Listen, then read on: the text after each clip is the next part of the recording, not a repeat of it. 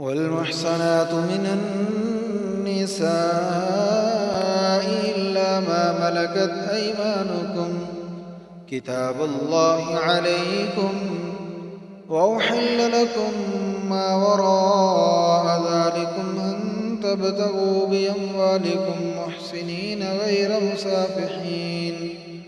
فما استمتعتم به منهن فآتوهن أجورهن فريضة، ولا جناح عليكم فيما تراضيتم به من بعد الفريضة، إن الله كان عليما حكيما. ومن لم يستطع منكم طولا أن ينكح المحصنات المؤمنات فمما ملكت أيمانكم من فتياتكم المؤمنات، والله أعلم بإيمانكم بعضكم من بعض، فانكحوهن بإذن أهلهن وآتوهن أجورهن بالمعروف محصنات غير مسافحات ولا متخذات أخدان،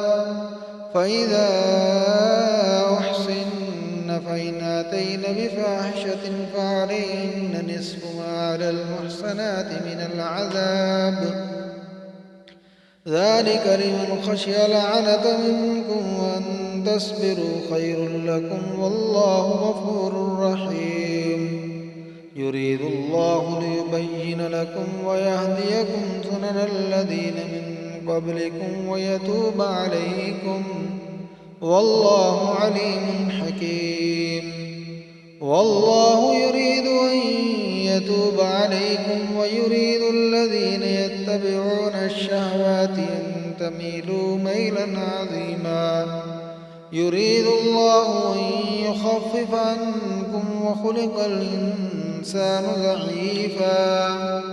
يا أيها الذين آمنوا لا تأكلوا أموالكم بينكم بالباطل إلا أن تكون تجارة عن تراض منكم، ولا تقتلوا أنفسكم، إن الله كان بكم رحيما. ومن يفعل ذلك عدوانا وظلما فسوف نصليه نارا، وكان ذلك على الله يسيرا. إن تجتنبوا كبائر ما تنهون عنه نكفر عنكم سيئاتكم وندخلكم مدخلا كريما. ولا تتمنوا ما فضل الله به بعضكم على بعض، للرجال نصيب مما اكتسبوا وللنساء نصيب مما اكتسبن، واسألوا الله من فضله، إن الله كان بكل شيء عليما. ولكل جعلنا موالي مما ترك الوالدان والأقربون والذين عقدت أيمانكم فآتوهم نصيبهم، إن الله كان على كل شيء شهيدا. الرجال قوامون على النساء بما فضل الله بعضهم على بعض وبما أنفقوا من أموالهم، فالصالحات قانتات حافظات للغيب بما حفظ الله، واللاتي تخافون نشوزهن فعظوهن واهجروهن في المضاجع واضربوهن، فإن أطعنكم فلا تبغوا عليهن سبيلا، إن الله كان عليا كبيرا. وإن خفتم شقاق بينهما فبعثوا حكما من أهله وحكما من أهلها، إن يريدا إصلاحا يوفق الله بينهما، إن إن الله كان عليما خبيرا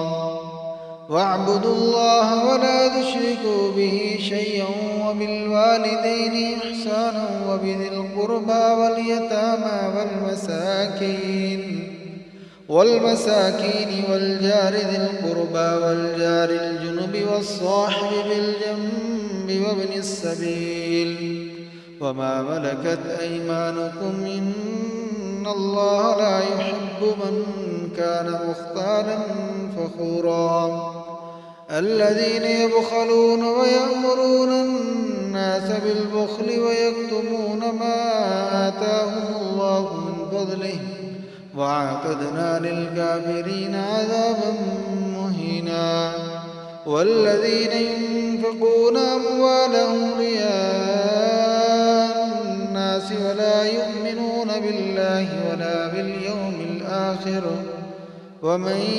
يكن الشيطان له قرينا فساء قرينا وماذا عليهم لو آمنوا بالله واليوم الآخر وأنفقوا مما رزقهم الله وكان الله بهم عليما إن الله لا يظلم مثقال ذرة وإن تك حسنة يضاعفها ويؤت من لدنه أجرا عظيما فكيف إذا جئنا من كل أمة بشهيد وجئنا بك على هؤلاء شهيدا